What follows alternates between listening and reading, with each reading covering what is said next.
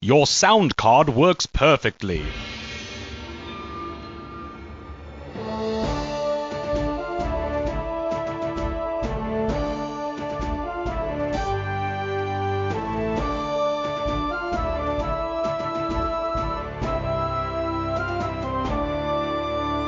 You're listening to the Bastards of Kingsgrave, the intersection of A Song of Ice and Fire and everything else. This is Amin, and I'm joined by a couple Warcraft enthusiasts today. Hi, this is Thomas, FTWard on the forums. And this is Zach, I go by Alias on the forums. Okay, guys, we're going to be talking about the Warcraft movie that came out recently in theaters. But before we get into the actual movie, I kind of want to sample and see what your experience with the Warcraft universe has been to this point. When did you guys get into Warcraft? Yeah, I started playing, I guess, with Warcraft 2.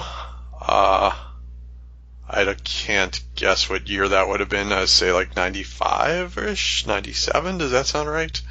20 years ago, right, basically. Yeah.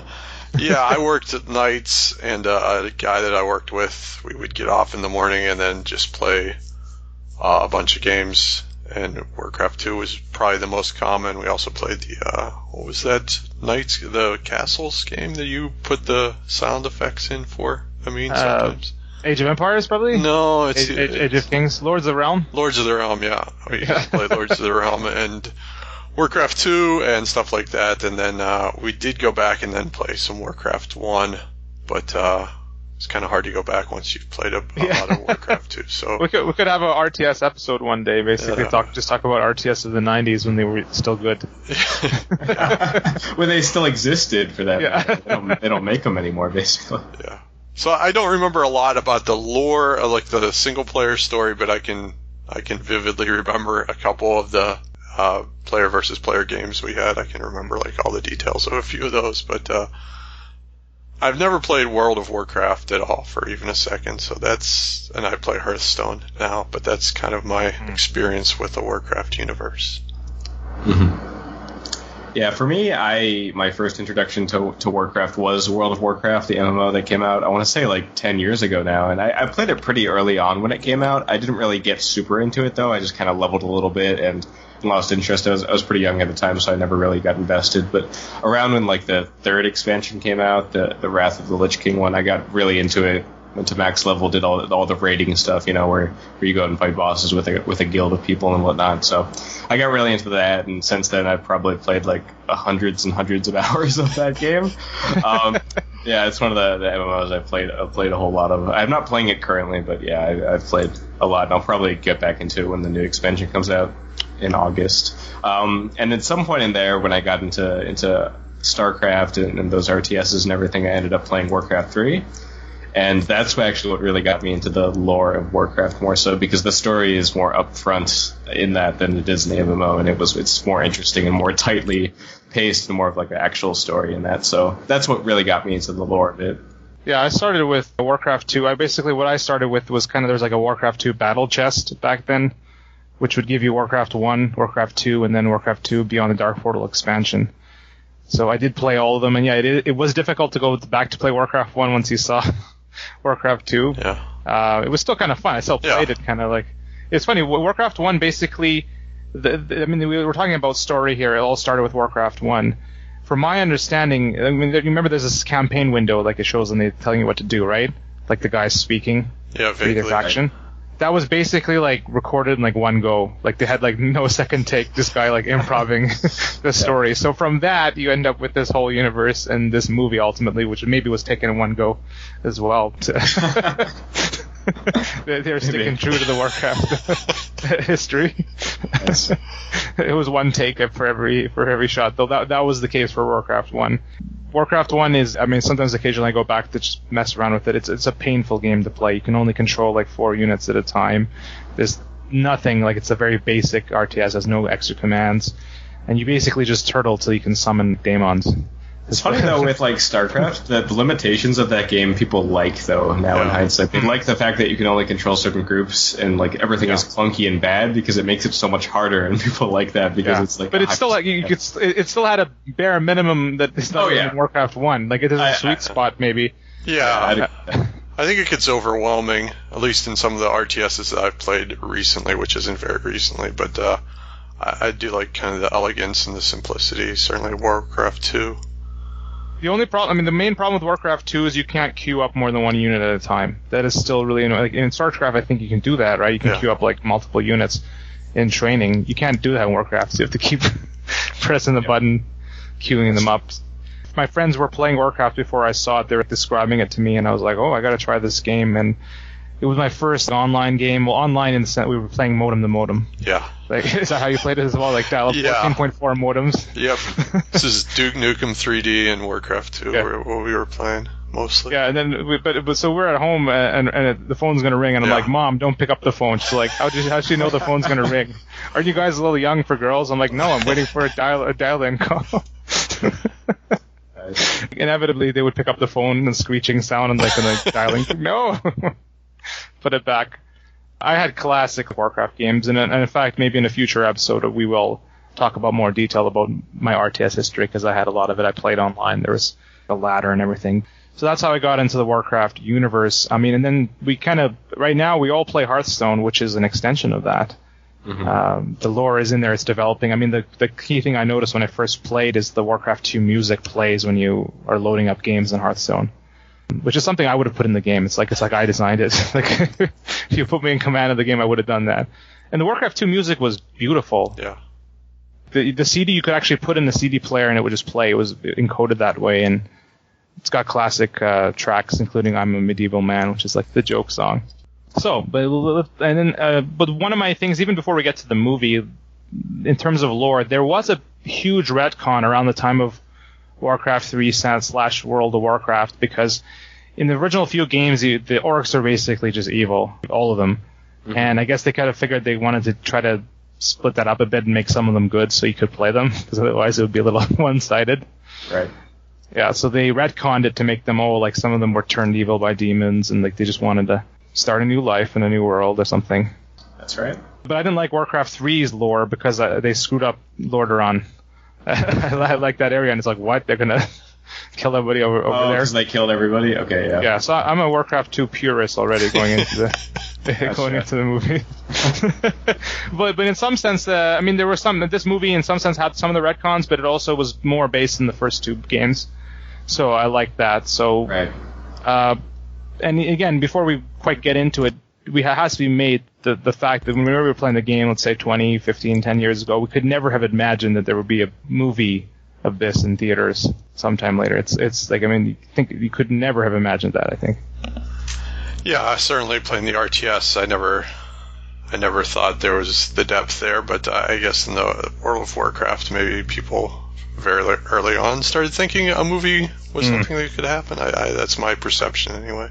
I never really felt that way, but for me, like, a movie's never a thing, frankly, that I wanted, so that might have been part of it. I think that the story the story such as it is lends itself better to the games, particularly the RTS games, I think, are stronger as far as that goes, but yeah, a movie's fine. It's good that they tried it. Okay, well, what did you guys think of the movie then? What would you give it a lemon cake score? 50 tons? So out of 5 lemon cakes, or is it 4? Yeah, I made like a 2.5, maybe 2. I thought it was just passable at best, I guess. I didn't really feel like we ever got a character we could really kind of get behind. I mean, I like the guy from Vikings, I guess, a bit, and he's kind of crazy here too, but I never really felt attached to any of the characters, really, except maybe the king and the half-orc woman, I guess, a bit. But I thought the king was pretty good in this movie. I mean, more than even he was shown in the lore. In the lore, he was kind of just like this puny guy that gets assassinated. In this one, he was sacrificing himself. Yeah, he seemed like a genuinely trying to be a good king. That is a change that he is just killed by Garona in the video game, whereas here he actually like lets her kill him. Yeah. Well, in the books, the games are basically the books. In the games, he's just purely assassinated, I think, and then in the retcon, she was forced to kill him, like with a mind control or something, like she was controlled by Ner'zhul to kill him, or by Gul'dan. And then now he asked her to kill him. Well, either way, it wasn't her fault. True. Compared to the original games where she actually just assassinated him straight up. Very true. Yeah, for me, that's a similar rating. I'd give it like a 2.5.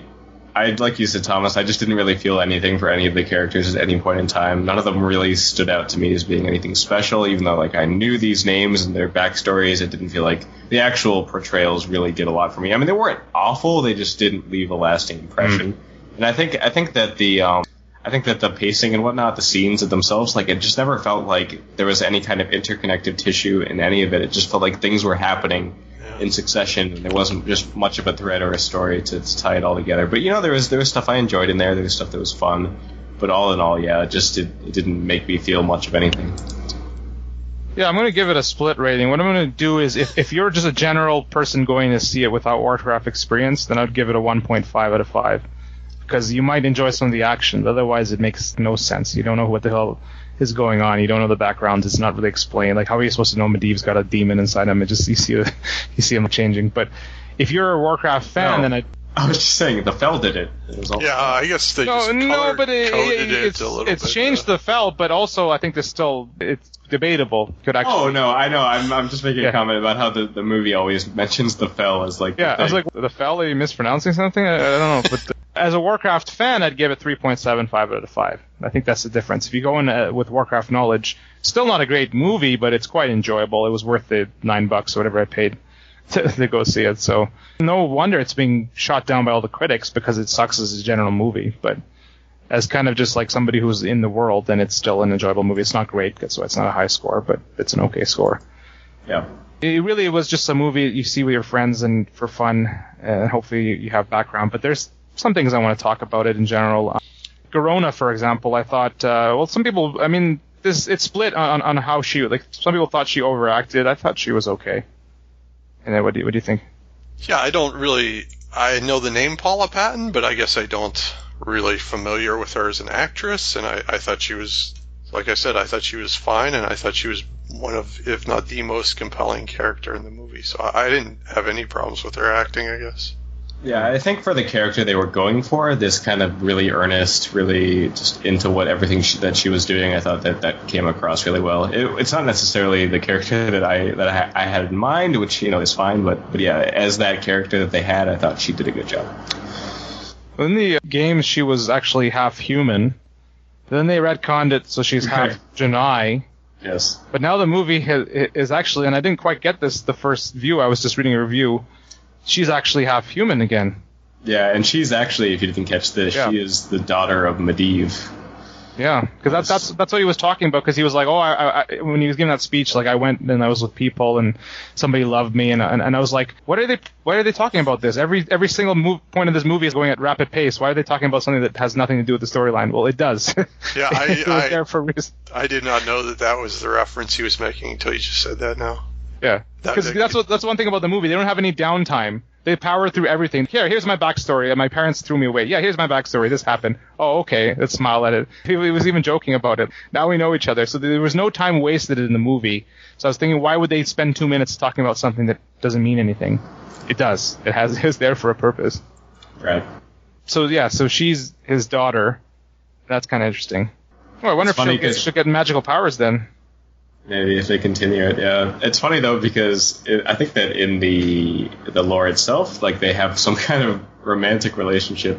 Yeah, they have a kid. They have Medan or something, so that's being retconned unless they have mid-incest or something. But no. I didn't mind the Lothar Garona thing, but in a single movie when there's no time, it's just not believable that they will have a romance. So they kind of tied it a little bit, but yeah. Did they ever really have a romance though, or they just kind of? No, I think as I said, it was Mediv if anyone had a romance. So they just wanted Lothar to have. They wanted to throw in like 2 minutes of a romance, if that. He's like, my son just died. Let's have a romance. It's a Rob effect. It's like my family just died. Now I want grief counselor. Yeah. Yeah, I guess I felt weird. I felt like everyone was closer to her, kind of unconditionally, than they should have been under the circumstances, but I just kind of chalked that up to, like you said, the pace of the movie is really quick, so her character's kind of accepted by the king and the queen and everyone very, very quickly. Yeah. Yeah, so what about like the dwarves and they had the whole like council of like Elrond or whatever, and had that scene, right? Yeah. Had Rivendell. It was a Lord of maybe that's why people were unfairly comparing it to Lord of the Rings. That when they made the games, they took Lord of the Rings inspiration and just they improv'd it, and then that was the story. And it is also the Seven Kingdoms. This was established in the lore in the past, so that's fine. But are they? I think when they have those guys there, are they including people from the north and stuff? Are those like some Lordaeron people? Because I don't think they have 7 people crammed in Azeroth territory. I don't know. I think it was meant to include all those other areas, so when they say alliance, it would then make sense that it's those northern territories included. So the alliance is founded. I mean, you have like this fist pumping scene right at the end, or like, for the king, and For the king. stuff, and for Azeroth, it's like, all you guys are gonna die. Azeroth is gonna burn if they follow even close to the storyline, right? Even for people who have the background, there's just so many characters in the movie you have no idea. Like there's this one guy who's Ogram Doomhammer. I didn't get it. Till later on. This is Ogram Doomhammer. It's just rapid pace. Like they need name tags on them or something. So I didn't realize it was Antonidas until the credits. I guess. I didn't either. That's Antonidas. Yeah. Do you know what they need is World of Warcraft name tags that hover above people? They should have that in the movie. They should have a hit point meter so it tracks. So when Medivh was like getting hit, his that hit point meter. That would have been a better movie. I didn't realize that was Antonidas either, though. Yeah. So, No, I didn't realize that. Well, Khadgar didn't get old. He's supposed to get old. Because they wanted the same actor. They could have aged him up with makeup. We'll do that part, I guess. Yeah, so then I guess the big baddie in the movie is Gul'dan, who pretty much kicks ass throughout most of the movie. Yeah, I liked him. I thought he, as a villain, was pretty cool. I mean, he's kind of one-dimensional in that he is just sucking souls out of things and throwing magic at people. But he really came across as intimidating, which is not easy to do for a villain. So I appreciated that. Well, he was very muscular and physical. I mean, in the background, like he was more just a pure magic guy, but he was beating on people and stuff too. Right, that was a bit of a change. He's more supposed to be pretty frail, but here he seemed pretty physically strong. Yeah. The fell can buff you up, so maybe he used that to... Yeah, I guess so. Yeah, he seemed deformed, right? So I thought the fell had kind of given him unnatural strength and stuff. Mm. That makes sense. There was an interesting dimension to his character. Are we going full spoilers on this? Yeah, for sure. This is for people who've seen the movie. So Sure. So yeah, there's an interesting dimension though at the moment where they first go through the dark portal, and he and what is her name? Duratan's Mama. Thrall Mama, she has birth, and Thrall is a stillborn, and he like saves him with magic. It was interesting that was a thing that he did. Like it seems like he has some interest in the continued survival of the orc race, which is not something I really attributed to him. Yeah, he's more questing for power, traditional Gul'dan, but yeah, he didn't have to save that kid. He could just let him. The Thrall was basically resurrected by the fell, which is interesting. I mean, I think he was always green because they were all getting corrupted by location, I guess. But it was less specific to him that he was had fell magic on him, and it makes you wonder if they're going to go into the future if they continue with the movies with Thrall, if that's going to affect him or something. But they set up everything. I mean, he gets found on the river. They call Thrall in the game the Green Jesus or something. He was basically like Green Moses there. Moses. Yeah. Yes, indeed. I mean, Thrall is a name that was given to him by the humans. He's like Thrall, like a slave to them. But that relationship was always interesting, and it was abusive, but he was trained, I think, to read and stuff like that. And that's where he seems to be going at the end. There, where he's off on the river. He's going to be at the encampment, and that's his future, assuming they continue. Yeah.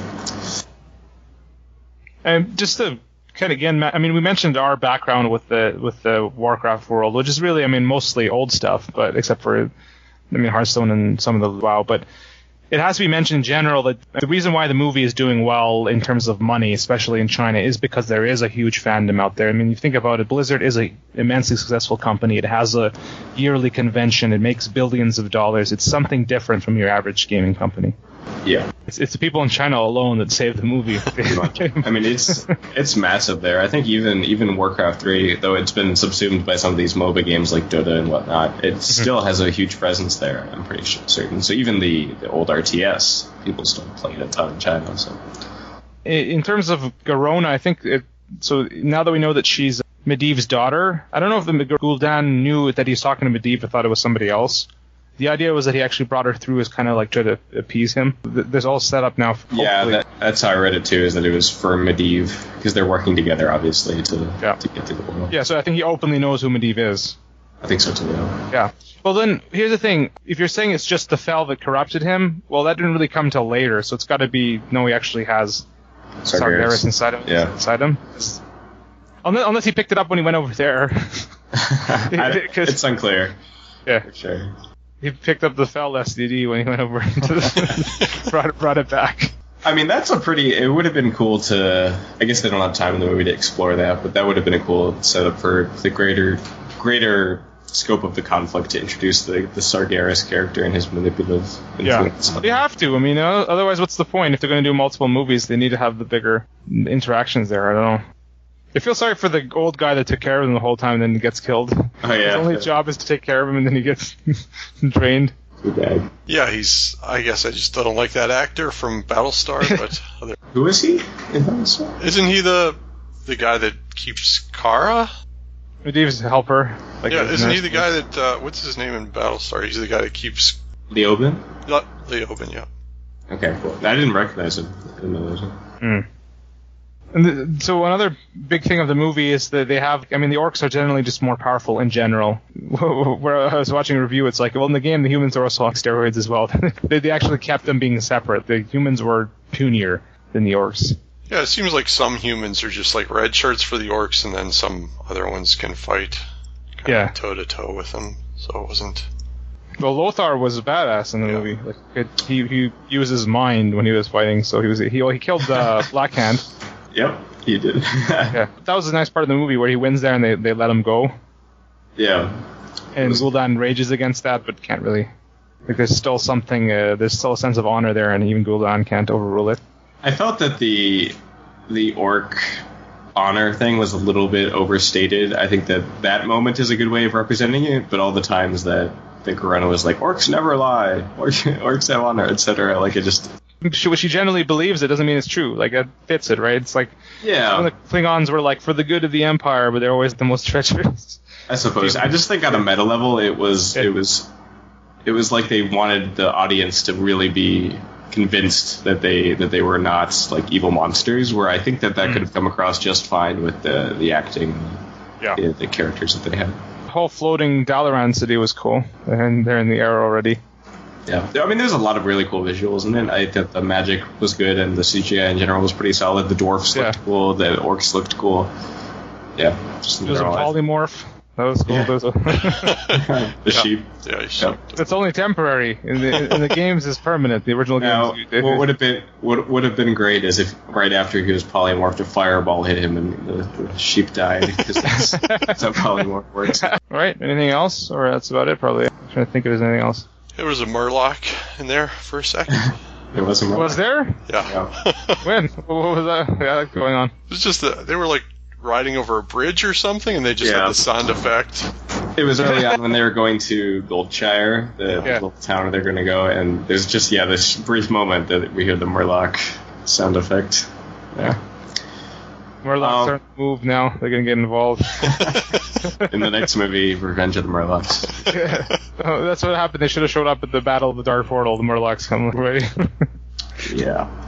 I mean, what happened actually at the end? Let's see what happened. The portal did close, so they weren't able to get the full force through. Right.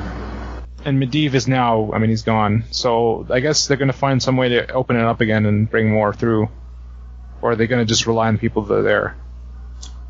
I don't know what way they'd go with it. So do we want to do we know if there's going to be more movies? I guess I guess I'm assuming there are, right? Yeah, they made enough money to do it, and I think they were talking about it already. So what storyline do you think that they would go for? Would they just continue this and just keep going to the next logical position here, or jump ahead into the future and take another story? You think there'll be a 5 or 10 year jump. Yeah, I feel like I feel like Thrall. Right. Yeah. Thrall's to grow up. Right. I think that's the way that they would need to go to keep people interested. Maybe they could just keep going with the story, but I feel like it would work better if they had more of those characters that people were more familiar with in like the newer games, like Warcraft 3 and World of Warcraft. Like so, like Varian Rin is the son, right? Yeah. Yeah. Of Lane, yeah. So having him and having Thrall, and maybe they do like the big story everyone loves from Warcraft 3 and from the World of Warcraft is Arthas, that whole Lordaeron storyline there with him. People really like that, so maybe they'd go that way. I'm not sure. Get Sylvanas in there. Yeah, that'd be cool. Yeah, I feel like they need more elves and more dwarves. I didn't love the way that elves looked. I didn't really. They weren't in it very much, but I thought they were kind of fun. No, yeah. They could do that jump to have old Lothar. Stormwind is falling. I mean, that would basically be Warcraft 2. If we're going to have Warcraft 2, they're going to be able to flee across the water. Yeah, they could do it. 15 years later. Because in 15 years, Thrall could be grown up. The orcs would grow faster or something. Fair enough. How would you guys have fixed this movie? What would you have done differently that they failed to do? I would have put more CGI in it. Yeah, we need more. Sure. I guess I would have had fewer characters and kind of made... Like I said, I never really connected with the characters, so I guess I would have slightly less going on with Medivh and the demon and all that stuff, and just have a tighter kind of orcs versus humans story. Yeah, I would have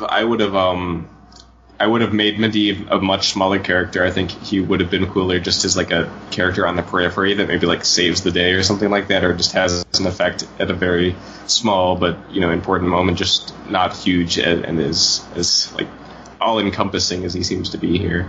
And I would have focused it in on like Lothar and Garona. I wouldn't even have had Khadgar in there at all, honestly. I guess you need him because you need like magic character. But I wouldn't have had him, and I would have just focused on... Would you have killed Medivh off then this early, or maybe kind of just had him a side character that in the next movie something happens to him? I don't think you'd need to kill him, just not have him be such a dominating influence. I feel like if you set him up in this movie and then have him be the villain of the second movie or something. But it feels like you guys said, like they might be jumping ahead further in time with each movie, so maybe they're not going to dwell on this setting and characters. Just wanted to get through this whole thing really quickly. Yeah, so they wanted to set up the universe. It was a movie made with the idea of sequels. It was never meant to be a self-containing movie. I think that's fair enough, yeah. Okay, well that's the movie. Did you guys see any of the like side stuff, like the trailer with Warcraft 2 sounds imported into it? Yeah, I did not. No. I didn't see. Yeah, well, just make sure when you get it on home video, make sure your sound card works perfectly. Your sound card works perfectly. Are they doing some kind of like director's cut or some kind of extended cut for this? Yeah, so what do we know? Like Duncan Jones wrote and directed it. Is the feeling like this is the movie he wanted, or? See, I don't know. I mean, I think that. It's like it feels like just the inertia of like the characters and everything is what dragged it down more so than the writing or the directing on his part. It's just like there's so much to manage. Maybe he didn't necessarily know how to handle it. Maybe he was like being forced to include stuff by producers or whatever. But it's kind of Warcraft sequel teased by the official Chinese social media account. Nice. Yeah, it's a starting point. They said, "Don't say goodbye because we're coming again soon." I mean, I'll keep watching the films. Like, I'm not burned on it or anything like that.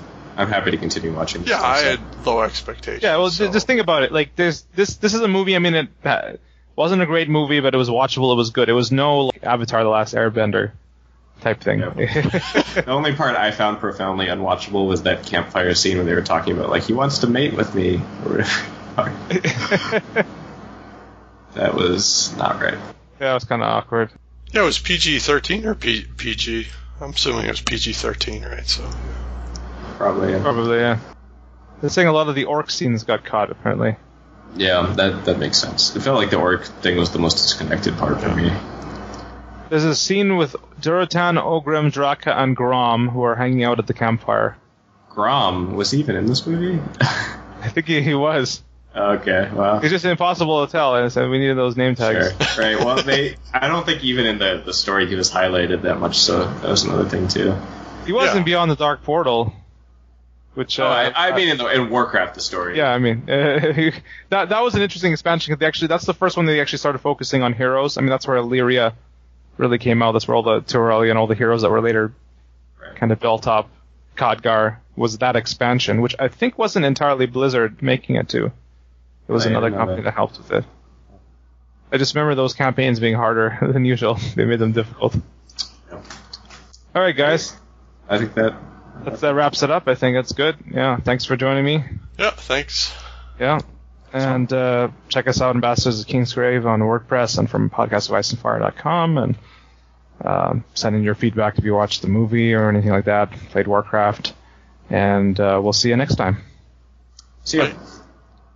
Your sound card works perfectly. Enjoying yourself? It doesn't get any better than this. Good. Let's all go play Warcraft 2 now. Yeah, is there must be like an emulator or something, right? There is. Oh, yeah. There's a Warcraft Russia or whatever. There's like a Russian server. If you just search Warcraft 2, like it'll come up. I thought that they were still keeping it up. I didn't know that. Oh no, Blizzard isn't, but like it's free to. I gotta go soon actually, but if you guys install it, I would actually play with you guys sometime if you want to play. I've never played Warcraft 2, but Yeah, I guess I'm curious. so you can just thrash me. I've played Warcraft 3 and StarCraft Brood War this, so hopefully that'll help me a little bit. All right. Let's see if it's recorded on my end.